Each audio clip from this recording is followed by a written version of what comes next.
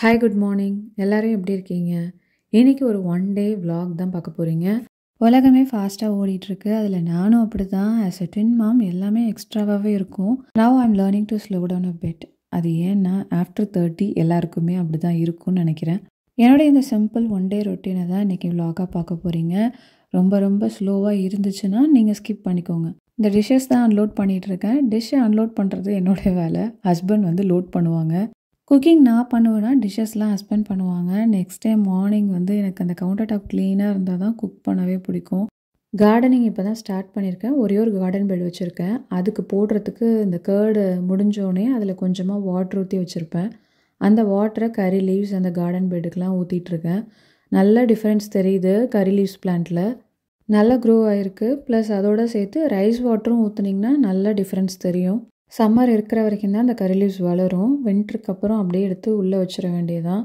உள்ளே வச்சக்கப்புறம் பெருசாக க்ரோத் இருக்காது. ஆனால் வந்து காஞ்சும் போகாது. அப்படியே மெயின்டைன் ஆகிட்டே இருக்கும்.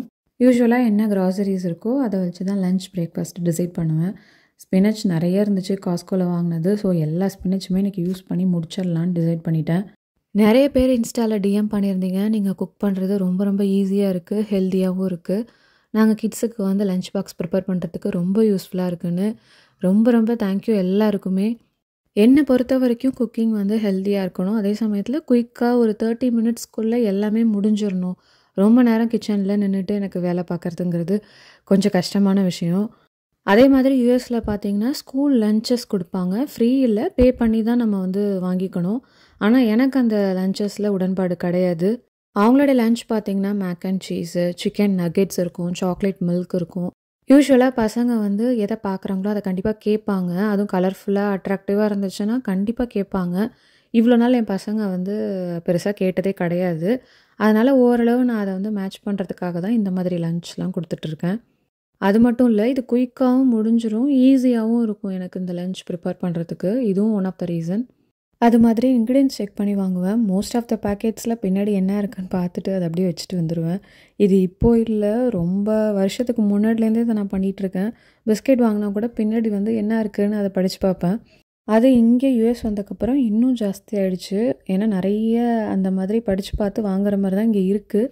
நான் சொல்கிறது சில பேருக்கு கிரிஞ்சாக இருக்கலாம், இல்லை ரொம்ப ஓவராக கூட இருக்கலாம். என்ன பண்ணுறது, வேறு வழி இல்லை. நம்ம அதெல்லாம் பார்த்து தான் ஆக வேண்டியதாக இருக்குது.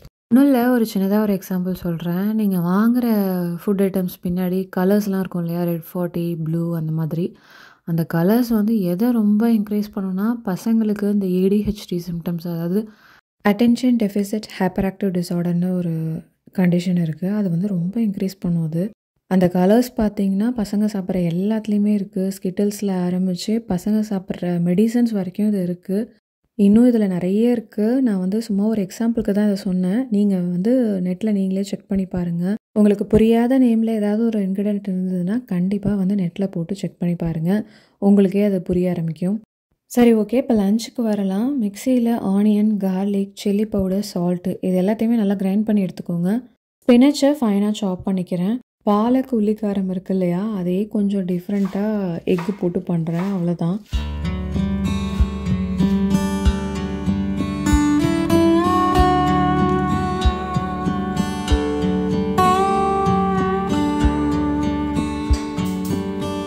பேனில் கொஞ்சமாக ஆயில் சேர்த்துக்கோங்க. கடுகு ஆட் பண்ணிக்கலாம். நான் வந்து இன்றைக்கி வடகம் ஆட் பண்ணுறேன். தென் அரைச்சி வச்சுருந்தோம் இல்லையா, அந்த பேஸ்ட் இதில் ஆட் பண்ணிக்கிறேன். அதோடு சேர்த்து கொஞ்சமாக coriander powder, cumin powder add பண்ணிக்கிறேன்.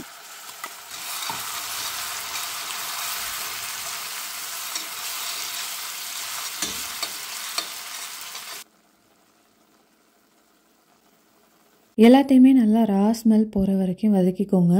கொஞ்சமாக வாட்டர் சேர்த்துக்கோங்க.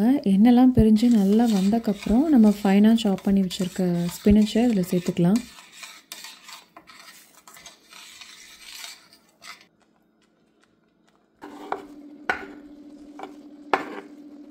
நான் இவ்வளோ ஸ்பினச் ஆட் பண்ணியிருக்கேன் இல்லையா, அது அப்படியே நல்லா வதங்கினக்கப்புறம் பாதி ஆகிடும்.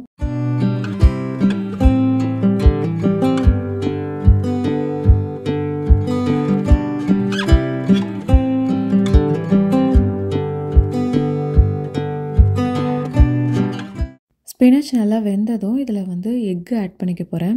எக்கு இதில் ஆப்ஷனல் தான். அந்த கிரேவி அப்படியே சாதத்தில் போட்டு கூட சாப்பிட்லாம். ப்ரோட்டீனுக்காக நான் வந்து எக்கை உடைச்சி சேர்த்துக்கிறேன். மூடி வச்சு ஒரு 10 மினிட்ஸ் நல்லா குக் பண்ணிக்கோங்க. ஒரு சைட் திருப்பி போட்டுட்டு அதுக்கப்புறம் ஒரு 5 மினிட்ஸ் குக் பண்ணுங்கள். இதை சூடாக சாதத்தில் கொஞ்சமாக கீ ஊற்றி போட்டு சாப்பிடும்போது ரொம்ப நல்லா இருந்துச்சு.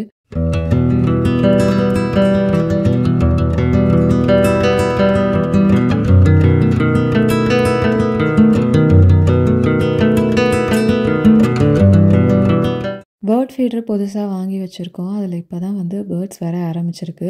பசங்களுக்கு சம்மர் லீவ் விட்டதும் ஏதாவது கிராஃப்ட் ஐட்டம் பண்ணிகிட்டே இருக்கணும்னு கேட்டுகிட்டே இருந்தாங்க. சரின்னு இந்த 3D பென் தான் வாங்கி கொடுத்தோம். ஆனால் வந்து எனக்கு சுத்தமாக சாட்டிஸ்ஃபைடே இல்லை. நல்லா இருந்த மாதிரி இருந்துச்சு. ஆனால் நாங்கள் வந்து ரிட்டர்ன் பண்ணிட்டோம். கிட்ஸுக்கு இது ரொம்ப காம்ப்ளிகேட்டடாக இருந்துச்சு. இன்னொன்று என்னென்னா அந்த ஃபிலமெண்ட்டை உள்ளே போட்டுட்டு ப்ரீ ஹீட் ஆகுது. ஹீட் ஆனதுக்கப்புறம் வந்து இந்த மாதிரி நம்ம வரைகிறதோ இல்லை ஏதாவது 3D இமேஜோ பண்ணிக்கலாம். என்ன ஒரு பிரச்சனைனா அப்படியே இந்த பிளாஸ்டிக் ஹீட் ஆக அந்த ஸ்மெல் வந்து நல்லா அப்படியே அடிக்குது. பிளாஸ்டிக் உருகுனா எப்படி ஒரு ஸ்மெல் வருமோ அந்த ஸ்மெல் அது வந்து அவ்வளோ சீக்கிரம் போகவே இல்லை. ரொம்ப நேரத்துக்கு வீட்டில் வந்து அந்த ஸ்மெல் இருந்துகிட்டே இருந்துச்சு. இன்னொன்று அந்த டிப்பை வந்து நம்ம தொடக்கூடாது. டிப்பில் வந்து ரொம்ப ஹீட் இருக்கும். உள்ளே இருக்கிற அந்த ஃபிலமெண்ட் நல்லா ஹீட் ஆகி மெல்ட் ஆகி அதுக்கப்புறமா அந்த டிப்லேருந்து வெளியில் வருது. அந்த டிப்பை நம்ம தொடக்கூடாதுன்னு வார்னிங் போட்டிருக்கான். இது யாராவது சூப்பர்விஷனில் தான் நம்ம வந்து பசங்களுக்கு கொடுக்குற மாதிரி இருக்கும். அதனால் நான் இதை விட்டுட்டேன். ஈவினிங் பசங்களுக்கு மில்க்கு ப்ளஸ் வந்து பன் ஜாம் தான் தரேன். பன் வந்து நான் வீட்டிலே பண்ணது. ஜாம் வந்து ஒரு நல்ல க்ளீனான ஜாம். இது நல்லா இருந்துச்சு. ஜாம் நான் யூஸ்வலாக வாங்க மாட்டேன். இந்த பன் பண்ணதுக்காக ஜாம் வாங்க வேண்டியதாகிடுச்சு. நம்ம ஊர் பேக்கரியிலலாம் பன் பட்டர் ஜாம் சாப்பிடுவோம் இல்லையா, அந்த ஞாபகம் தான் வந்துச்சு. எங்கள் 2 பேருக்கும் ப்ரூ காஃபி. பசங்களுக்கு இந்த கக்கோ பவுட்ரு தான் யூஸ் பண்ணுறேன். ப்ளஸ் அதோடு சேர்த்து ஆர்கானிக் கோகோனட் சுகர் சேர்த்துருக்கேன். நிறைய கொக்கோ பவுட்ரு போட்டால் கசக்கும். ஸோ கொஞ்சமாக தான் இந்த கொக்கோ பவுட்ரு யூஸ் பண்ணுவேன். ஈவினிங் என்ன வேலையாக இருந்தாலும் எனக்கு அந்த காஃபி வந்து கண்டிப்பாக வேணும். காஃபியோ இல்லை டீ எதுனாலும் எனக்கு ஓகே தான். வின்டரில் வெளில உட்காந்து காஃபி குடிக்க முடியாது. அதனால சம்மர் இருக்கிற வரைக்கும் வெளில உட்காந்து தான் காஃபி குடிக்கிறது. எனக்கு என்னமோ அங்கே உட்காந்து குடித்தா தான் குடித்த மாதிரி இருக்கும். அது ஏதோ ஒரு பீஸ்ஃபுல்லாக இருக்கிற மாதிரி நான் ஃபீல் பண்ணுவேன்.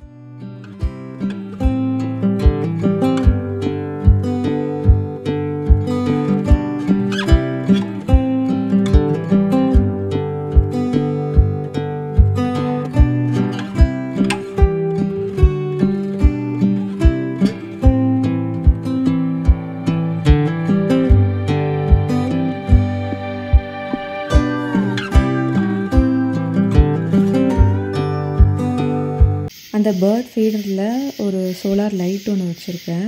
நைட்டில் வந்து அந்த வியூ எவ்வளோ அழகாக இருக்குது பாருங்கள். என்னோடய கார்டன் பெட் அது. அதுலேயுமே குட்டி குட்டி சோலார் லைட்ஸ் வச்சுருக்கோம். பேர்ட் ஃபீடரில் ஃபுட்லாம் காலியாக இருந்தது. அதை ரீஃபில் பண்ணி வைக்கலான்னு தான் வெளியில் வந்தேன். கார்டன் பெட்டில் இப்போ தான் செடி கொஞ்சம் வளர ஆரம்பிச்சிருக்கு. இண்டியன் வெஜ்ஜீஸ் ப்ளஸ் கேண்டலுப், வாட்டர்மெலன் அந்த மாதிரி ஃப்ரூட்ஸும் வச்சுருக்கேன். குட்டியாக ஒரு கேண்டலுப் காய்ச்சிருக்கு பாருங்கள். அழகாக அது இப்போ தான் வந்திருக்கு. ஃபுல்லாக வந்ததும் கண்டிப்பாக இன்னொரு வீடியோவில் ஷேர் பண்ணுறேன். உங்கள் எல்லாருக்குமே இந்த வீடியோ பிடிச்சிருக்குன்னு நம்புகிறேன். போர் அடிக்காமல் இருந்திருக்கும்னு நினைக்கிறேன். வீடியோ பிடிச்சிருந்துச்சுன்னா கண்டிப்பாக லைக் பண்ணுங்கள், சப்ஸ்கிரைப் பண்ணுங்கள். இன்னொரு வீடியோவில் பார்க்கலாம். பை.